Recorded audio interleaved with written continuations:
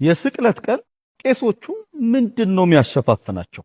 በዕለተ ዓርብ የስቅለት ቀን ከሚከናወኑ ተግባራት መካከል ካህናቱ በመጎናጸፊያ ራሳቸውን ሸፈነው፣ ምእመናንም በነጠላቸው ራሳቸውን ሸፈነው የሚናገሩት የሚያዜሙት አንድ ዜማ አለ። አምንስት ይእቲ ሞአጊያ አንቲ ፋሲሊያሱ የቅብጥ ወይም የኮፕቲክ ቋንቋ ነው ቋንቋው።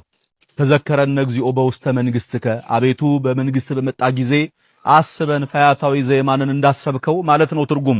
ታዲያ ለምንድነው ተሸፍነው ተሸፋፍነው የሚሉት ተደብቀው ካልን ጌታ በዕለተ ዓርብ የኛን ኃጢአት ሊሸፍን የታወቀውን የተገለጠውን መርገምና ሞታችንን ከኛ ሊያርቅልን ገመናችንን ሊሸፍን ፊቱን እየሸፈኑ ማን ነው የመታህ እያሉ በጥፊና በዘንግ እየመቱት የዘበቱበትን እስኪ ንገረን ክርስቶስ ማን ነው በጥፊ ያለ?